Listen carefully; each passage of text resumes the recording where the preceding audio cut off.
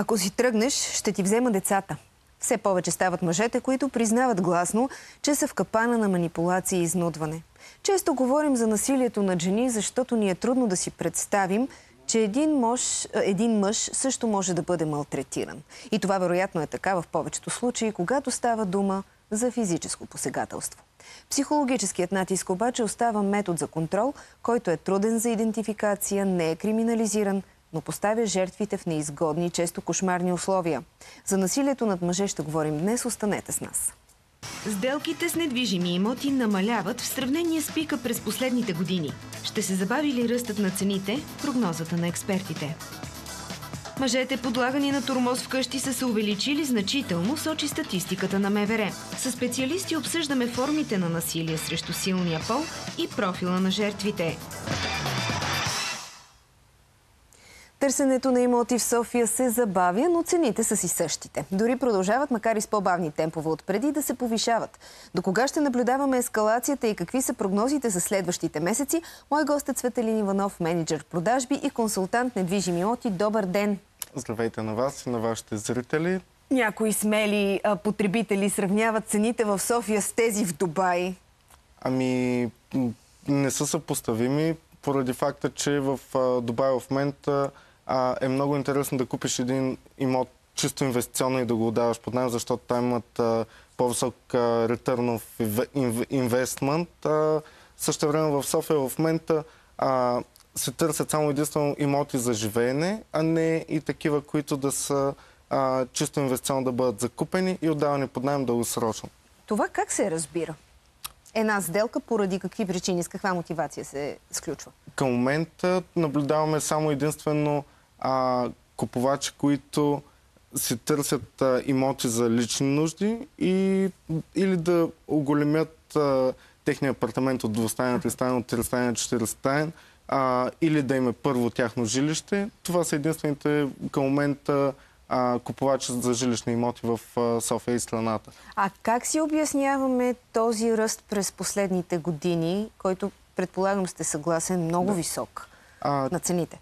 Чисто от инфлационни процеси, когато имаме ръстове с по 10, 15, 20% инфлация на година, хората търсят едно убежище. Убежището да не им се стопяват техните пари, го виждат в недвижимите имоти. Няма спекулация според вас на пазара? Не е имало?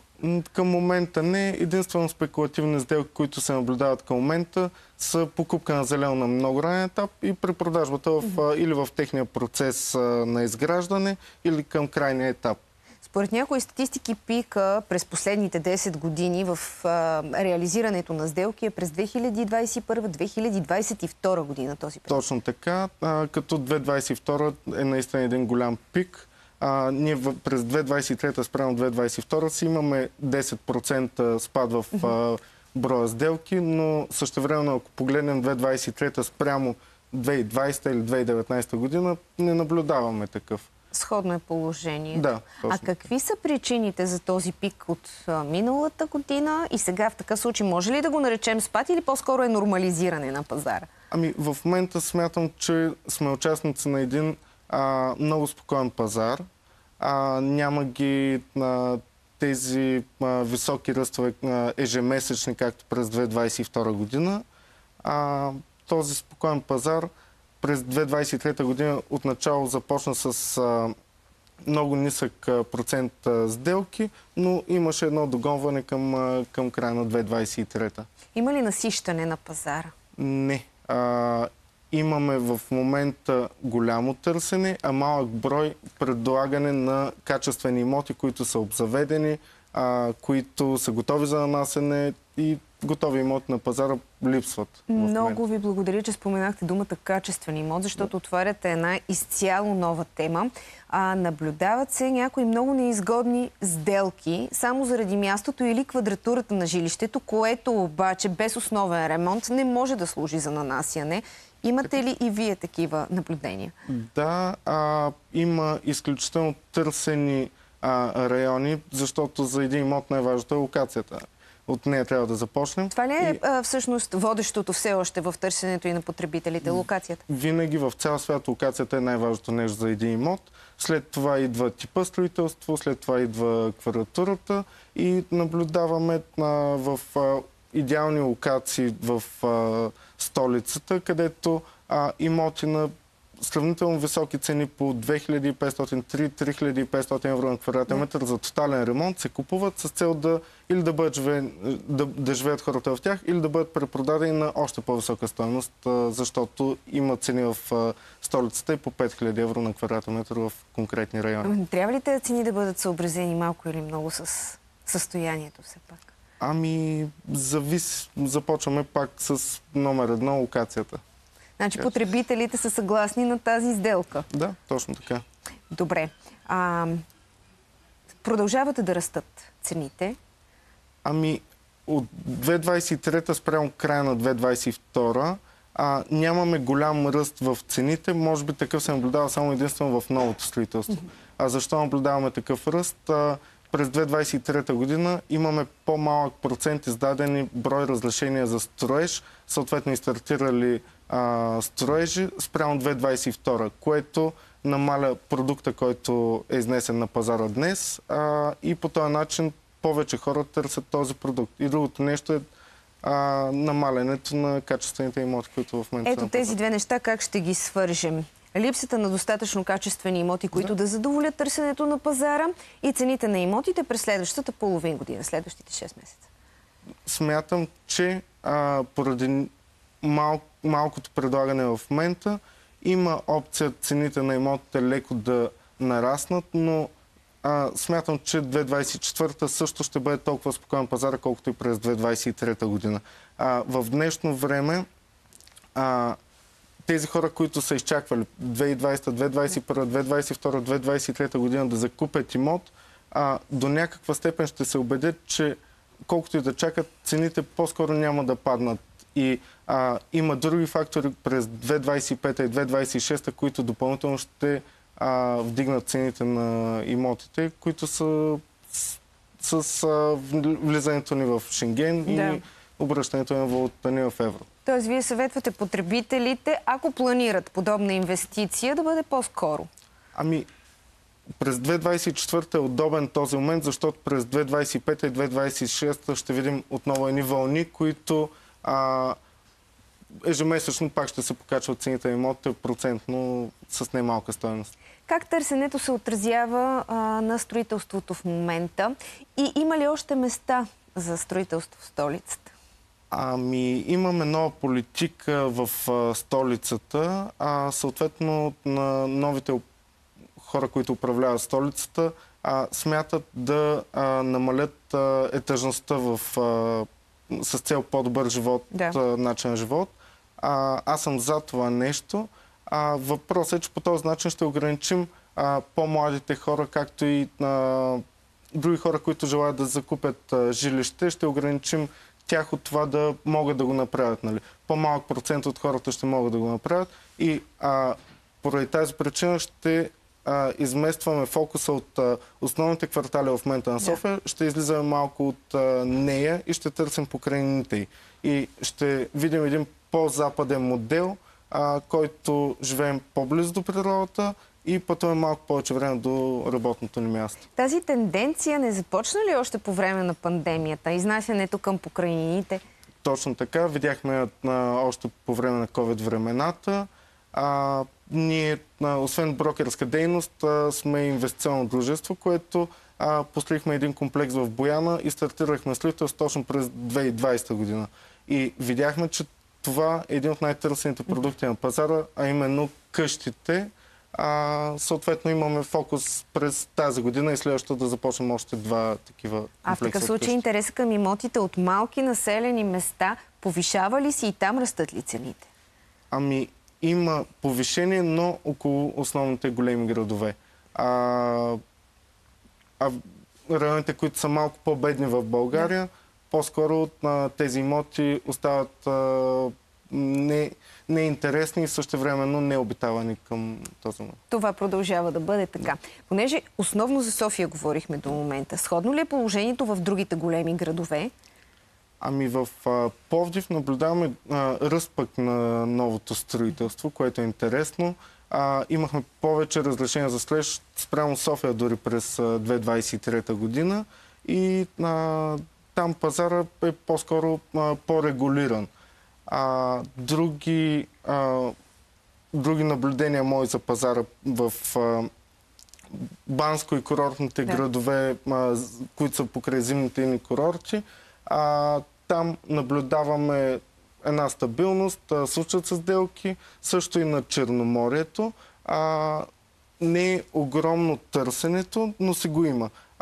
Основните купувачи в Черноморието, както и планините около зимните ни курорти, са единствено и само българи. Чужденци не наблюдаваме, както е било преди 5-6-7 години преди това.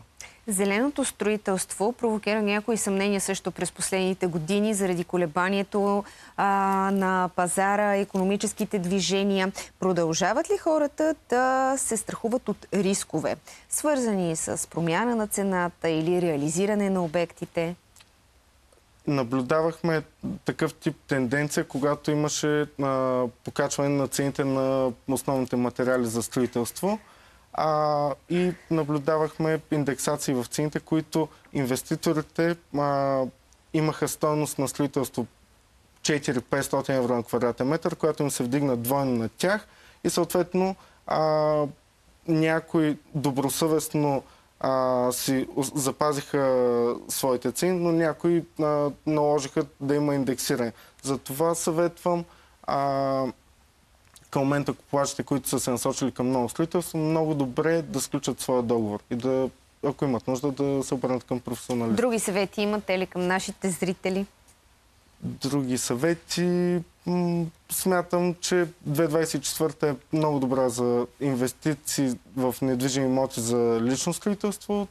Ако се чудят дали да направят тази стъпка или да чакат още за закупуването, по-добре да я направят тази стъпка. Да.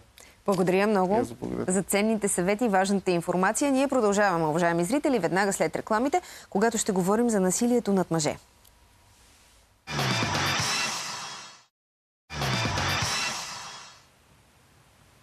Следва една спортна среща с най-добрия ни скиор Алберт Попов. За очакванията от настоящия зимен сезон вижте в интервюто на Цвети Гагарова. Аби 2024 вече дойде и ти стартира с 2 старта, където взе съответно 10-то и 11-то място. Кажи ни с какви очаквания посрещаш новия сезон? Първо да съм здрав, защото съм във форма и се надявам така в идния месец, когато имаме 5 старта и Банско, да съм в пикова форма и резултатите да дойдат. Целите ни за този сезон са така или иначе постоянни класирания в топ 10 и там, където нещата са на моя страна, всъщност да успеем да направим по-голямо класиране. Разбира се, мечтая за победа, надявам се този сезон да се случи. Работили сме страшно здраво и смятам, че го искам достатъчно, че да се случи. За поредна година в Банско ще те очакват твоите фенове. Да, всички ги кана. Специално на 11-ти ще карам само слалома на Банско, така да спеста сили и да дам всичко от себе си на 11-ти, да дойдат, да гледат, да викат за мене и да се опитам да покажа на наша земя най-доброто, което мога и съм способен. Ами така, за първи път смея да твърда, че заставам на старта, знаейки, че мога да направя резултат, който да се заслужава и всъщност да направя горди българите. Така че има едно допълнително притеснение, но пък притеснението съм показал, че така ме кара да се стегна и всъщност да покажа най-доброто от себе си. Така че чакам го с нетърпение и за мен ще е истинно удоволствие. Най-близките ти стартове сега предстоят Швейцария, Австрия, Франция. Да, първо турнето през Швейцария, после Австрия и точно преди да дойдем в Банско ще минаме през Франция. 5 старта, доста ще бъде интензивна програмата, всеки уикенд имаме старт, така че просто да съм здрав, отпочинал за стартовете и да дам всичко от себе си. А успя ли да си починеш по време на празниците? Това е такъв тежък въпрос. Колкото си почивам, толкова и не в България. Трябва да се обърне внимание на всички по празниците, на цялото семейство. Това цялото нещо трябва да го съчетая с тренировки, което Наистина, по-скоро може би изтощава, отколкото си почивам, но така успях да намеря няколко дни за себе си. Така че се надявам, че започвам така новата година свеж и отпочина. Как е малката дъщеря? Как посрещна тя новата година? Супер, расте. Направихме 2 дена на сняг. Качих я, беше много доволна. Така че смятам, че до година ще обуи първите си ски. Значи ще върви по стъпките на баща си. Със сигурност. Каква цел си поставил до края на 2024? Аз винаги си поставям цел да надскоча себе си от предходните сезони, така че да събера още повече точки за Световната купа, да слизам все по-напред в класирането за слалома и, както се казва, да се набутам в шамарите, така в топ 15, топ 7 да завърша сезона и това да ми дава на всеки старт шансовете аз да победа. А броят на мъжете, върху които партньорката им или друг роднин е упражнявал насилие, значително се е повишил. Според статистиката на Главна дирекция Национална полиция през 2022 година случаите са били 417, а през 2023 – 487. Скандали, изнудване, заплахи и обиди – това е скритата действителност на част от силния пол, който има също свое слабо място. И това най-често са децата. Мой гост е Юлия Андонова от Фондация Пулс. Добър ден! Добър ден! Започнахме предаването с една много банална и разпространена реплика. Ако ме напуснеш, ще ти взема децата. Това продължава ли в 21 век да се котира, да се използва, за да задържиш някого, за да го изнудваш? Продължава. Това е нещо, което се случва от изключително много години, като тук бих искала да сложа вметката, че и мъжете, и жените използват тази заплаха, защото за човека безспорно не бих искала да казвам, че е най-ценното, но може би е най-ценното нещо детето. Твоето дете, създанието, което си отгледал с много обич и много желание. Което обичаш повече от себе си. Това е истината и безспорно ние виждаме и в българското общество как всеки път, когато темата по някакъв начин касае българските деца, хората са изключително чувствителни, още по-внимателни и много уплашени от всичко, което се случва. Така че когато говорим за случаите на домашно насилие, без значение дали пострадалите са мъже или жени, заплахата за това, че ще бъдат взети децата, че никога повече няма да ги видиш, е в пълна сила. Мъжете най-често казват: аз познавам всички, ще кажа на социалните, че си луда и те ще ти вземат децата. Жените в подобни ситуации казват: аз ще ти взема децата, никога повече няма да ги видиш. И общо взето тази заплаха от единия родител към другия родител винаги е вървяла. И за съжаление, най-вероятно ще продължи. Това ли е основният начин, по който жените упражняват насилие върху мъжете, или е само част от възможностите? Това е само част. И тук бих искала да кажа, че мъжете, които са пострадали от насилие, по никакъв начин не можем да кажем, че са една специална, уникална група от хора, които са обект на специално насилие. Всеки човек може да пострада от психологическо, сексуално, икономическо, физическо насилие, от различни форми на принуда. Можем да кажем, че едни от най-разпространените форми на насилие сред мъжете много често са психологическите. И това по някакъв начин се обуславя, може би, заради това, че в физически понякога те са по-силния пол, но в практиката на Фондация Пулс имаме и случаи на мъже, които са обект не само на психологическо насилие, но и на физическо насилие. Така че не бих искала да изключвам нито една от формите на насилие, защото и мъжете страдат, и жените страдат. И тук може би е важно да говорим за поведението, за нещата, които са изградили един човек като упражняващ насилие. А за съжаление най-често в обществото ние сме свикнали да говорим, че насилници са мъжете, че жените са жертви. Хубаво е, освен нещата, които са те изградили като насилник, да поговорим и за нещата, които те изграждат като жертва, с въпроса: каква е причината мъжете, за които говорим, да стоят в тези отношения и да търпят това, за което говорим? Същата причина, поради която и жените стоят в ситуации на насилие. На първо място това е обичта към партньора. Защото когато говорим за домашно насилие, е много важно да имаме предвид, че ние говорим за насилие от човека, който обичаш най-много, от човека, с който си създал семейство. Много често има фантазии, че този човек може да се промени. Изключително често хората, които са пострадали от домашно насилие, обвиняват себе си. Казват: ами аз, ако не бях направил това, мъжете понякога могат да имат комплекси, ако съм изкарал повече пари, или ако съм направил по друг начин. Тоест фантазираме, че контрола е в нас заради нещо, което сме направили или не сме направили. При жените много често е, ами аз ако бях сготвила по-добре, тук не съм изгладила добре тази гънка на ризата, може би не трябваше да го правя това по този начин. И тук говорим за едни стереотипи, обусловани от пола, от идеята какво трябва да правят мъжете и жените и непрекъснато търсене на вина в това, което е могло да бъде. Има ли как и институции, които да защитят човек, който страда от психически тормоз, мъж, който страда от психически тормоз? Нещо недоказуемо, нещо... Когато мъж е пострадал от насилие, както и когато жена е пострадала от насилие, който и да било човек в обществото ни, те имат право на закрила по реда на Закона за защита от домашно насилие, достъп до социални услуги, до програми за подкрепа. Фондация Пулс предоставя програми за подкрепа на хора пострадали от насилие, мъже, жени, деца, всякакви хора на всякакви възрасти, сексуална ориентация, пол, религия. Ще няма никакво ограничение на хората, които могат да потърсят нашата помощ и подкрепа.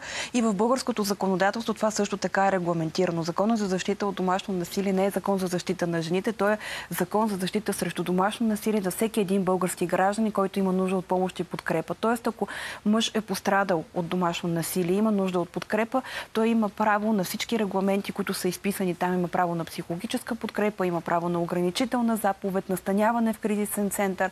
Тук е може би мястото да кажа, че в нашия кризисен център ние сме настанявали и мъже с техните деца, които са пострадали от насилие. Защото има и такива случаи. Като цяло обществото ни много по-трудно приема... Можете ли да ми разкажете един такъв случай?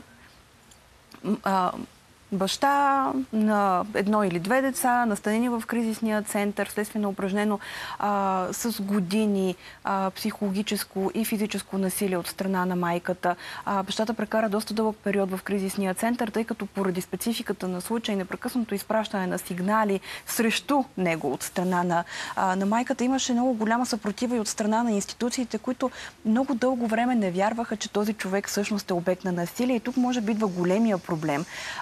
Че е много по-трудно на някои представители на институции да повярват, че и мъж може да пострада от насилие и да се предостави адекватна помощ и подкрепа.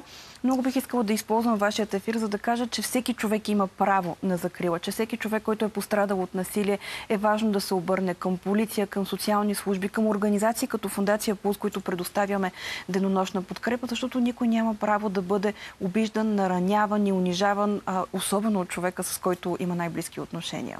Това, че институциите омаловажават проблема, е само част от факта, че обществото ни омаловажава този проблем. Но не е ли това и причината голяма част от мъжете вероятно да се срамуват и да се страхуват да потърсят подкрепа, помощ?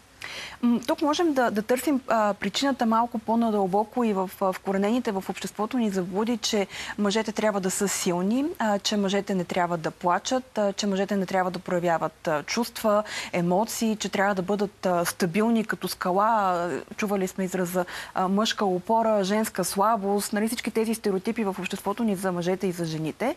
А всъщност мъжете имат право да плачат, мъжете имат право да изпитват цялата палитра от чувства и емоции, да показват на децата си, че ги обичат, да играят с тях, да се чувстват слаби, беззащитни, да получат приятелска подкрепа, да получат професионална подкрепа. Тоест, всяко едно човешко същество има право на всички чувства и емоции, които ние можем да изпитваме. Няма мъжки и женски емоции. Да, няма мъжки и женски. Когато говорим за мъже, пострадали от насилие, до момента коментираме само партньорките, но всъщност те могат да бъдат потърпевши и от роднини. Обикновено тук са една по-млада група, по-ниска възрастова група, момчета, които са обект на насилие от страна на родителите си или стават свидетели на насилие, което също ги превръща в жертва, нали така?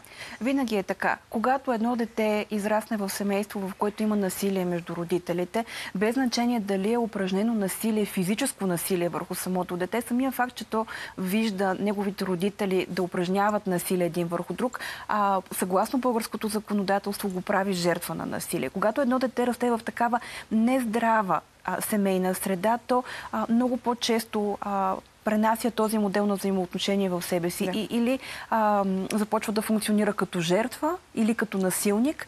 И за съжаление това много често предопределя неговите бъдещи връзки, начин по който се изграждат взаимоотношенията му в бъдеще. И тук са необходими години наред личностно развитие, психотерапия, подкрепа, за да може човека да преодолее онова нещо, което му се е случило в детството. Може би от тук трябва да тръгнем, за да направим и профил на мъжа, който става жертва на насилие. Има ли нещо общо между мъжете, които изпадат в подобна ситуация?